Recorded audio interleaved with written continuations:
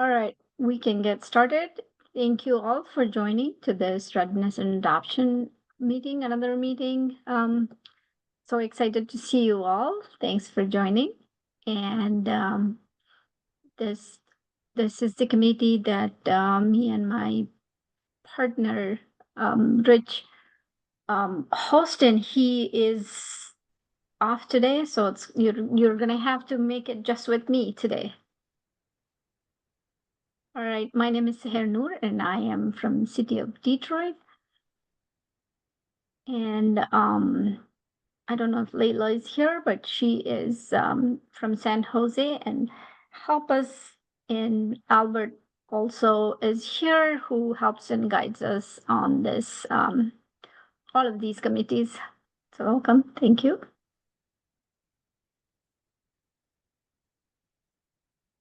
All right. In today's agenda, we are going to, like I said, if you want to introduce yourself, you can use the chat. It'd be good to know. There will always be new people, or as a reminder, like, it's good to know who is joining and where they're from and all that. So we're going to have just regular stuff on policy and adoption, project updates that we have from this committee, and action items that we have. If time permits, we can go on to breakout if there is a specific topic that we want to cover. All right. So I don't know how many of you have seen the policy documents, templates. I'm sure some of you at least are new, or I don't know what the maturity level in policy adoption is in your organization, but the GovAI Coalition has a bunch of material that we can use, adopt to make our own policies, see the examples that others have implemented, and a bunch of other templates that can assist us in our own AI governance journey, if you will. So there is a bunch of documents. I've provided link to this deck, in this deck, and this will be shared with you all after the meeting.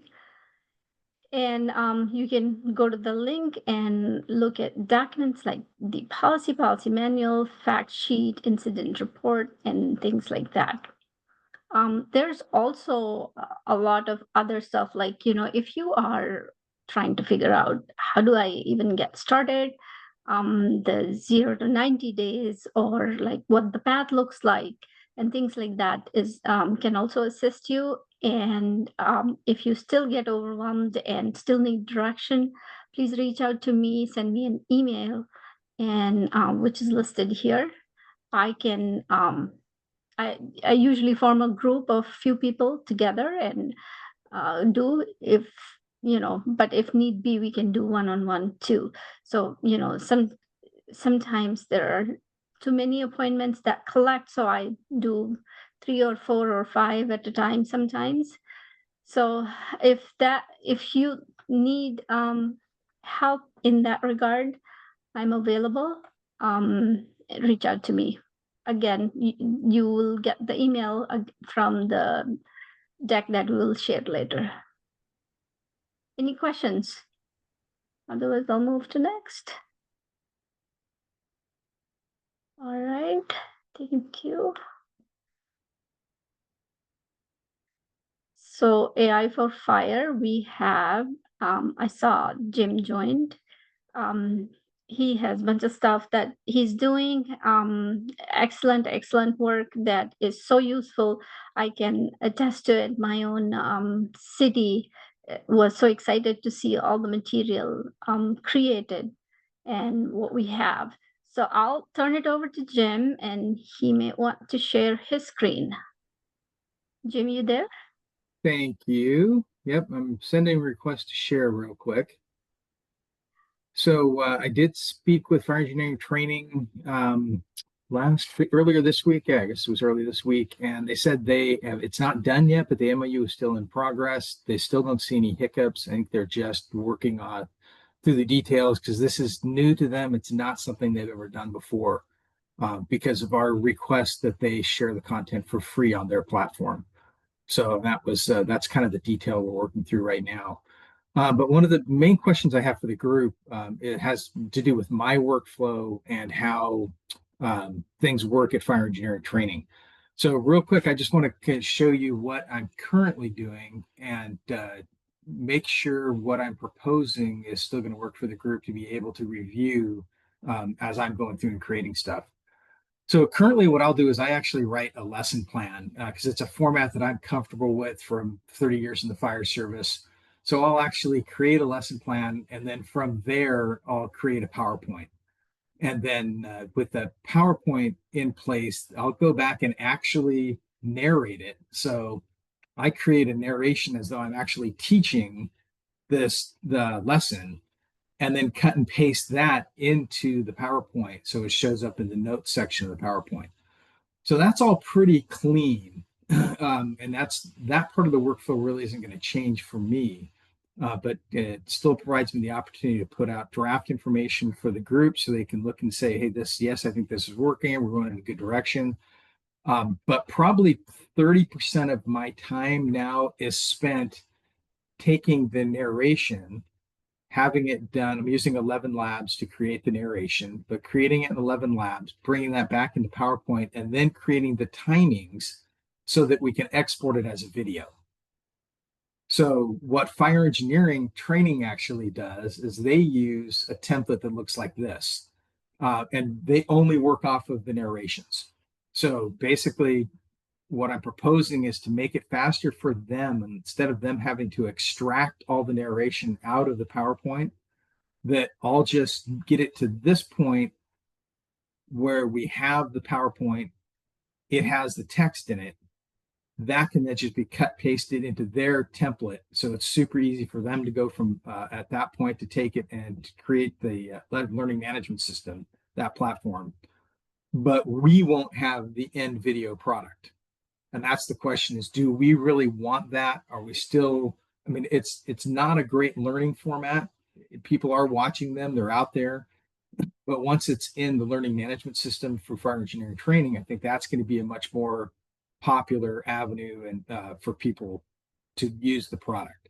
So just kind of looking for a little feedback on that and see how it would affect the group's ability to kind of review what we're doing and keep abreast of what we're proposing for our training modules in the fire service. And then, so I'll throw that up right now for comment. And Jim, thank you for laying it out like this. And hi, everyone. Albert Jahami, Privacy and AI Officer for the City of San Jose. I think it makes a ton of sense to hold on the videos so long as, and just confirm this with me, the lesson plans or the learning management system is going to be freely accessible to anyone. Yes. So my understanding right now is that our agreement was based on the fact that we're creating the content, the base content, and they are allowing anybody to access it for free. So you still have to sign up, give them an email. But once you do that and you're in their platform, you'll be able to access all this content for free. Awesome. So and then we'll still have the base. If anything comes through with public sector network where they actually stand up an LMS, we'll still have the basic PowerPoint. It just won't have all the timings and everything in it. And I imagine they're going to be transferring it into a different system anyway. So I think foundationally we'll be okay. And if we needed the videos, we can always go back and do that later on. Yeah. Makes a ton of sense, Jim. My thought then is I think what we could, to get a kind of best of both worlds, is if we have the YouTube video for episode 1 or training 1 still on, and then that can just like at the end of that we can say if you want to see more, link here. So that way it's just easy for people to jump in to the future ones in the learning management system. Sure. And I don't see any reason to take down anything we have up. Right. Lessons Perfect. 1, 2, and 3 are already up. I would just leave them up. In fact, I'll probably complete 4 as a video also because I'm pretty far down the path anyway.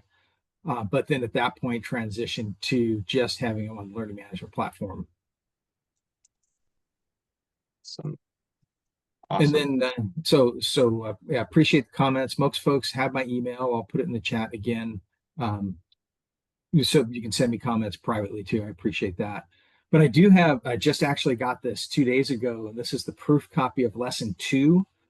So it should be showing on your screen now. So this is what the platform actually looks like. Here's our introduction to change management. And we just walked through the course. I actually just went through the whole thing. But it has the introduction about the course. In lesson 1, we've asked them to put in a complete, we took the language off the GovAI Coalition website and the logos, and they're supposed to be incorporating all that. They just haven't got to that in lesson 2 yet. So we want to make sure that we are truly co-branded and pointing people back to the GovAI Coalition. But it goes through objectives, and then, well, see, I've already gone through it once. But this is, you can see how it works. You have tabs. They have lots of really neat stuff in this particular one that I was looking at. So you can scroll through with like flashcard style. It's all our content, and they've just reformatted it for their process, and then they do lots of neat stuff. So I'm pretty happy. I don't know how you guys look at it, but I think it's really cool what they're doing right now. And then they also have the quizzes built in. See if I can get to one of the quizzes.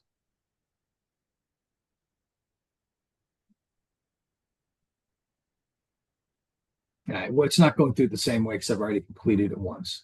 But it has, normally just has all the links to go through one by one.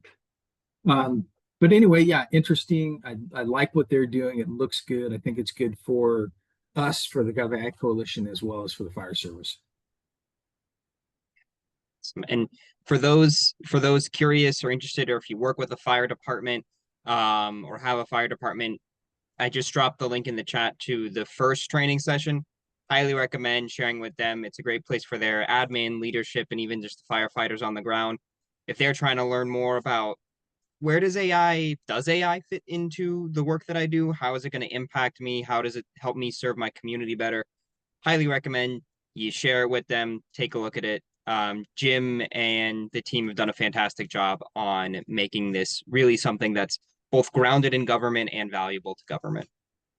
Yeah, thank you. And I just did Honolulu Fire yesterday, went and did a presentation for them.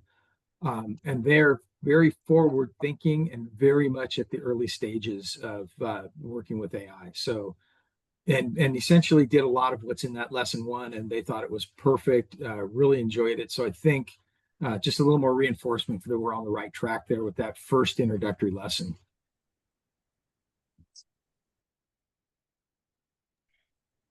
Jim, are people able to see in the platform that you were showing? I thought there was a question earlier how to get to that platform. I know folks have to register to be able to do that, but a link would be good. I don't have it handy. I can. Yeah, it's not public yet. So Okay. we're still in the review process. So once it goes public, then I'll make sure I get the link out so we can get it out to all the coalition members. But we're just waiting to get it to be public. And I think we actually have to have the final MOU before they'll release any of the information. But we did, they were kind enough to start working on it on a gentleman's agreement that, we both agree in principle as to what we're doing. So. Okay, thank you, Jim. And Andrew, you've asked that maybe the YouTube would be a good place to start, and you can get familiar with the other medium later as it becomes available, like Jim said. Thank you, Jim. Next up, we have Jan with AI for Police. Dan, you there? Yep. How's it going? Thanks for that. I'll just give a brief update. So we presented the AI 101 for policing, the 1-hour course at the California Police Chiefs Association conference, and it was well received. It was 2 different classes, about 140 total. Law enforcement administrators came through the class. We're still working with Post to get it certified. They're making a work group of a bunch of different stakeholders, so I think they might be putting the brakes on it before they make an actual Post-approved class, because they want something from Northern and Southern California. So we're working with them. And then for the work group, we're establishing what we're going to try to accomplish for 2026, which includes the toolkit and the other deliverables for our group. And we have a meeting on Friday at 9 Pacific time. So if anybody's interested in joining the policing group, we have our standalone meeting on Friday. Thank you, Dan. Any questions for Dan? Dan, just a quick question. For what you've delivered so far, is any of that like PowerPoint or material? Is that something that we can share with the group? Yeah, I think that I presented it once, but I can definitely attach it. I got a lot of requests for it. It wasn't recorded, so it's just the slide deck that I have. It has notes, and you could probably ascertain what the topics were, but the basic questions and realizations, takeaways was that people are going to find commercially available solutions if agencies don't provide them or somehow put governance in place to restrict them. So I have the slide deck. I already shared it with the city of Pittsburgh, Pennsylvania, and Asheville, North Carolina asked for it, but I can give it to the group. I'll send it to Sahir and Albert. Yeah. I get it out to everybody. And then any feedback, because like I said, we're trying to create with California Post, you have to have a 2-hour class for it to get certified. And this was just a 1 hour at the conference real quick. So we are going to add some content, which we're talking more about internal, external threats, like deep fakes and those kind of things to add to the additional hour. But if you have some specific thing that you think would be valuable for the police to learn, it's supposed to be entry level. So anybody from a day one employee to a, seasoned person could take the class and just raise their basic knowledge of AI. And then anybody that's interested in enrichment, we point them to GovAI, to Innovate US, and other resources where they can go learn other things. So. Thank you, Dan. Yep. Any other takeaways from your conference that you had? Anything No, I interesting? think overall it was well, even a lot of the IT vendor companies, because I know GovAI has good collaboration with the vendor community, and it felt kind of weird having people that have full company startups in AI 101 class, but they're really interested in what we're teaching. And I've actually had a lot of inquiries from the private industry about private sector, what we're doing for policing. I think there is like a want for overall just a municipal like AI 101, like shadow AI use and just core like basic policies and prevention things that people are using it, whether it's approved or not. And obviously in the policing industry, it's a lot more liability and risk for exposure if somebody uses it in a criminal case or some kind of way that damages trust with the community. So that's the angle that we looked at it. But for all city employees, it's important to get a basic understanding. So. Dan, any questions? Any other questions for Dan before we move to the next slide? Thank you. Thank you, Dan. All right, our upskilling work group. Rick wasn't going to be here. I wonder. Hold on. Is Lon here? Lon is actually at a cybersecurity awareness day event here in the city of San Jose. So she might not be here. But I don't know. I'm just looking if Rick is on. Rick said he's not going to be available today. Oh, no problem. Then I think just maybe Sahar, I'm happy to just give a quick overview for folks. Sure. Our upskilling working group has been doing a great job at putting together. If you think about, we just went through a fire, we went through a police training. The goal here is to provide, based on the already existing resources that are out there, some of the upskilling that might be useful for your other day-to-day admin staff across your departments. Just getting started with AI training in your city, being able to set things up, building your own custom agents to hopefully automate some of the, the day-to-day busy work that you got going on. They've really been growing into this. I know that both of them are actively looking for support as they're building out their I think a lot of their curriculum stuff is already in draft, and they're trying to revise it to get it to a good spot where it's ready to release both to the coalition and broadly as a public resource.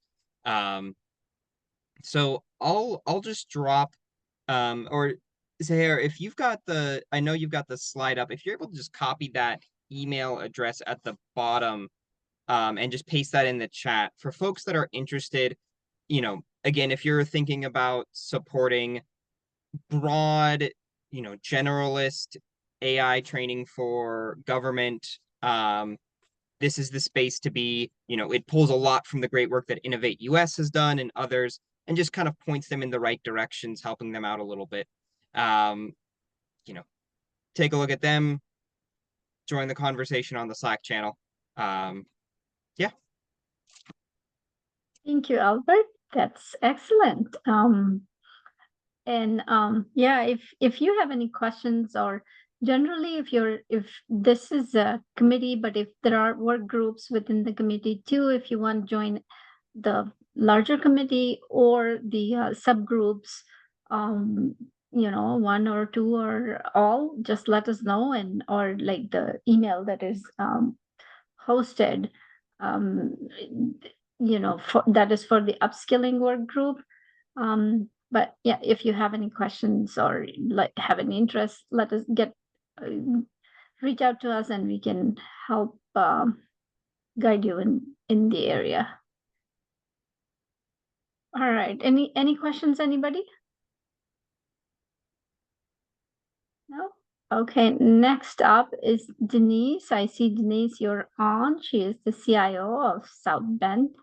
We had a presentation with Denise last time, regarding change management plans in general, and about like what they're doing or what they're looking at their city. So I'll let Denise talk about what she has to present.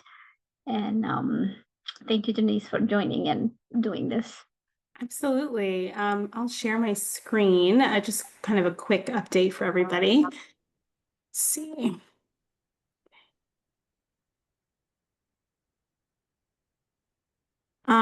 So thank you. A lot of people have messaged me since our last meeting.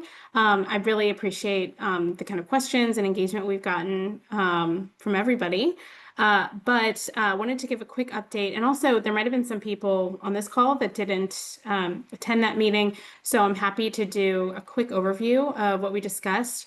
A lot of the work on this call is very complementary to this, right? And so what Jim and Daniel just overviewed for public safety specifically is fabulous, like, change management and fire specifically. One thing, there were some of the broader questions we were looking into were really just around bigger picture org wide things. And this really stemmed from the fact that my mayor in particular, who I work for, has been asking our team to be a partner in figuring out the long-term change management plan for the entire city. Like, how do we change our job descriptions? How do we change hiring? How do we change performance management in AI? How do we train our managers? How do we start to rethink various roles in the city? How do we play a long game around upskilling people? Right. I feel like there's so many tools that this group has created. It sounds like to do that. And I think knitting that all together into like a strategic plan for the city is something our mayor has asked. And there's some of those bigger picture questions I know others are weighing as well. A lot of this is catalyzed by the budget. So not to brag, but the city of South Bend, we passed our budget on Monday. It was a big relief. Thank you. Thank you. Very exciting.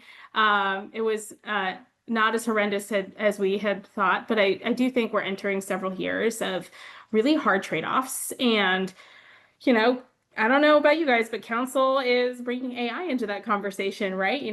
And vendors do that too, right? I have department heads that message me about, hey, I heard I can reduce staff if I buy this widget. And, you know, regardless of whether you think that's true or not, we found that so many of the claims that people make actually are much more nuanced. And what we are hoping to do through our work and maybe through the collaboration of others is to help our executives and our administrative bodies and our HR teams see the nuance and prepare for it and kind of create like a organization-wide change management plan for AI that impacts our workforce.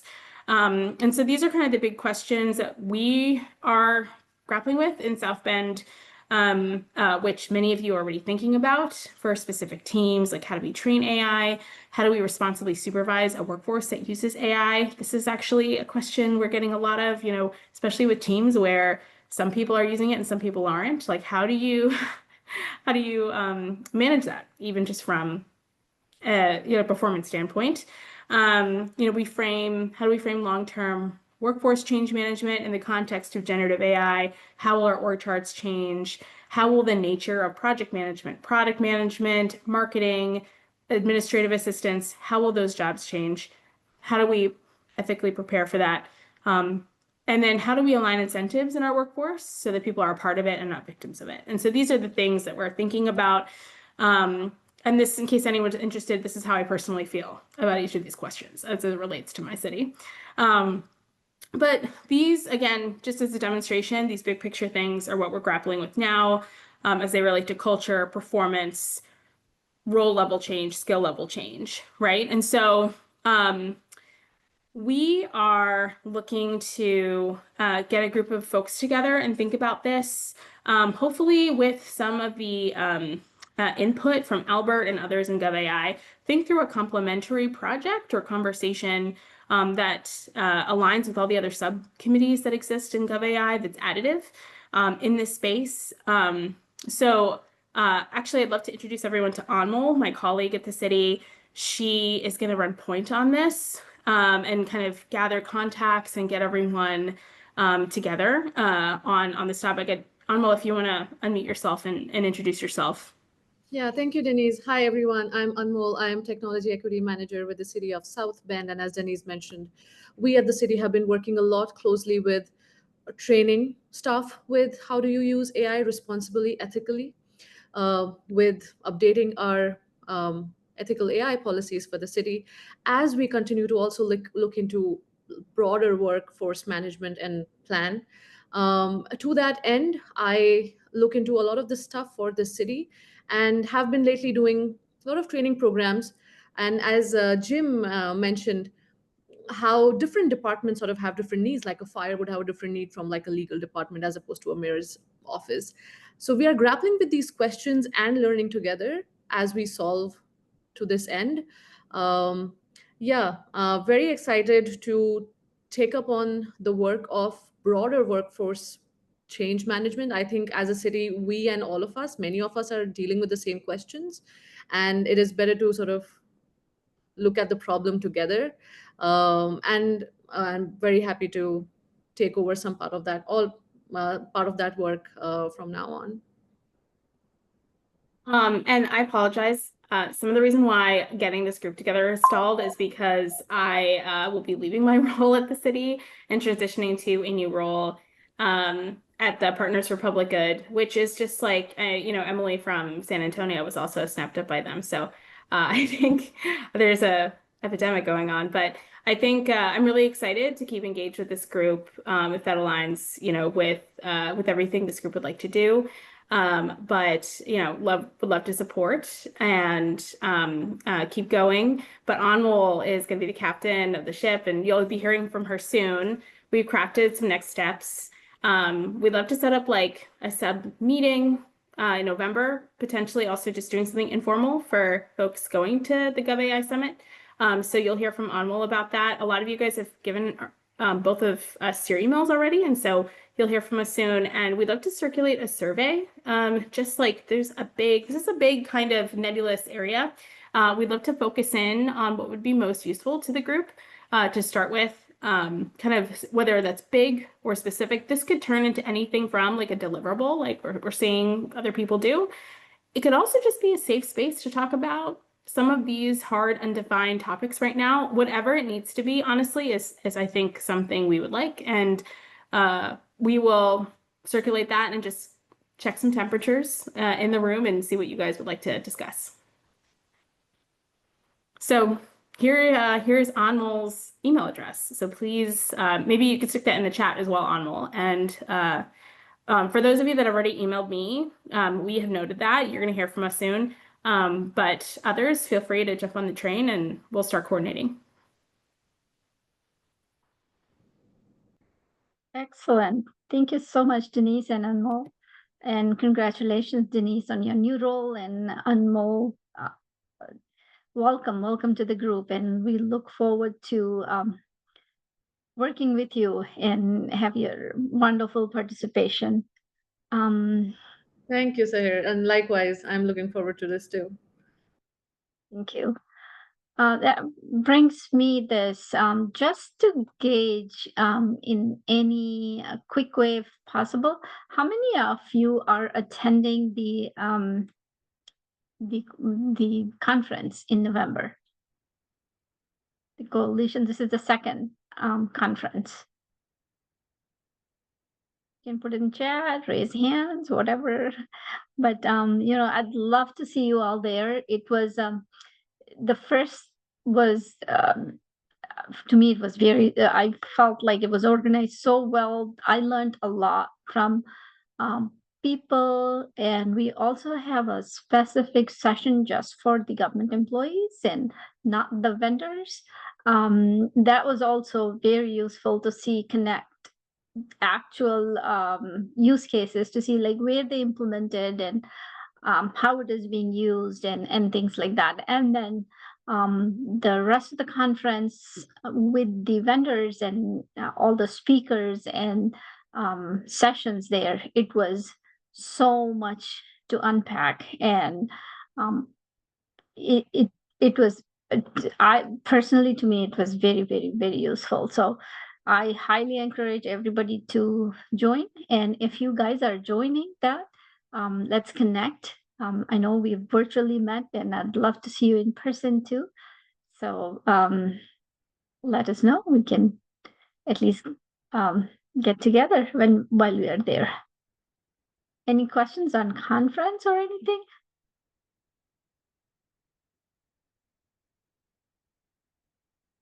All right. Let me see the.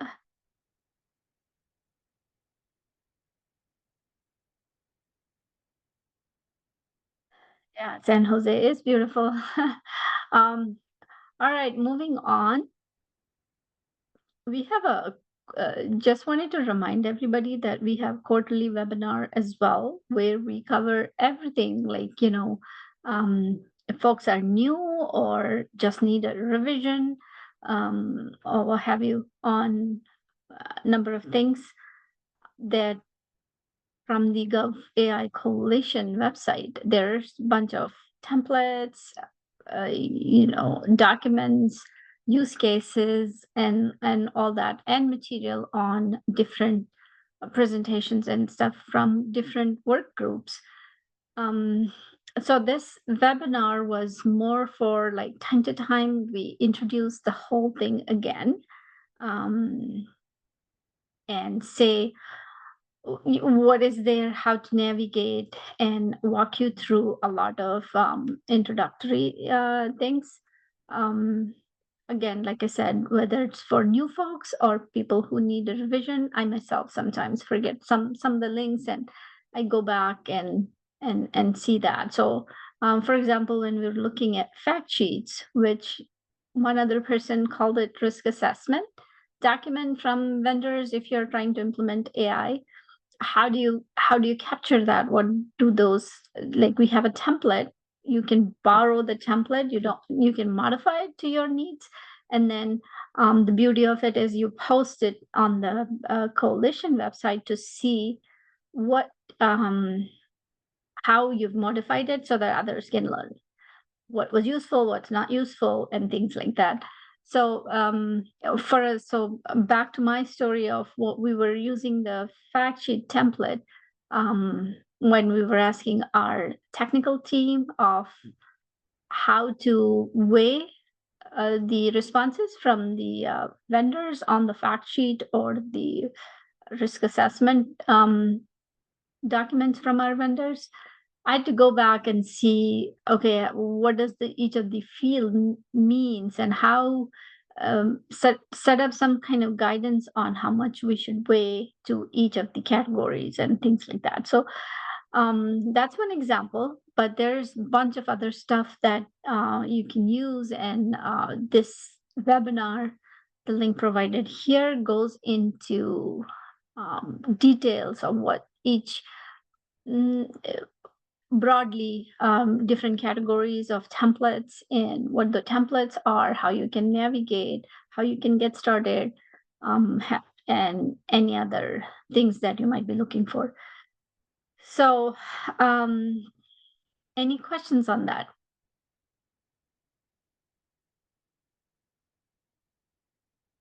No?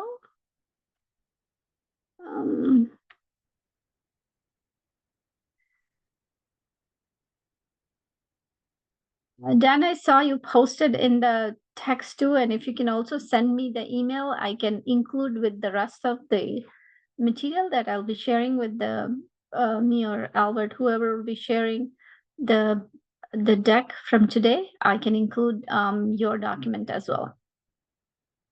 And Denise, you too, if you can share. I think you've shared it before, but you know, it'd be good to have that too. Thank you, Dan. All right, moving on.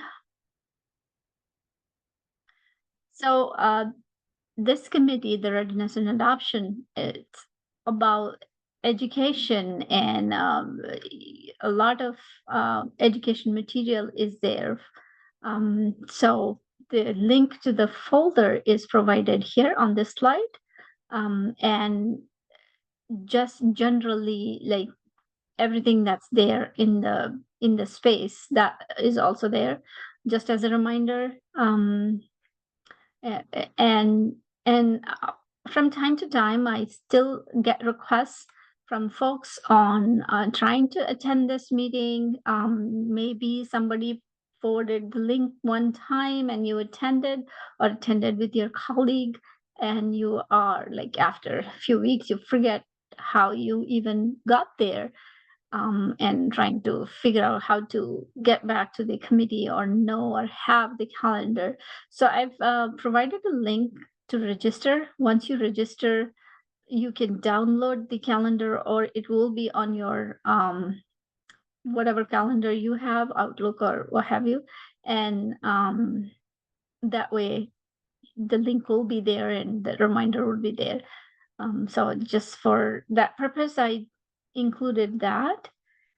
And if anybody, any of you or your colleagues like to join our committee or contribute any other way, we have so many subgroups like police, fire, upskilling, anything like that, let us know and we can put you in touch with the volunteers, or you can reach out to them directly as well with the email and all the contact details provided to you during this presentation, or from the material when I will be sending you. But we'd love to get more participation and contribution, even if you are not able to provide any material. Even your opinion or feedback on what works, what doesn't work, what's clear, what's not clear is very valuable. It can be very useful for others who are just getting into it. Any questions?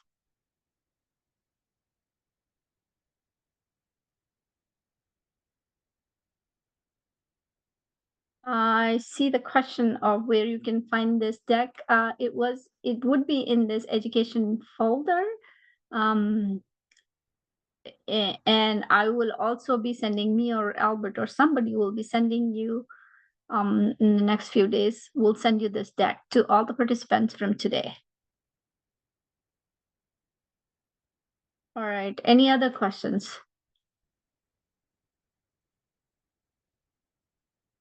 Right, if no other questions,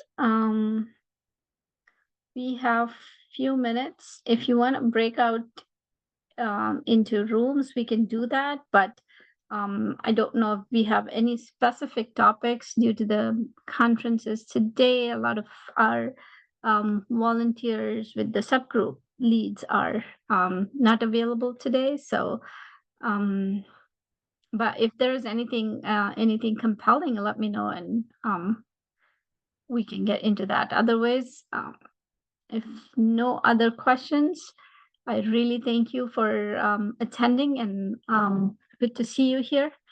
I will, until next time, this is every other week. So until next time, I hope to see you then. Thank you. Thank you. Thank you, everyone. Bye.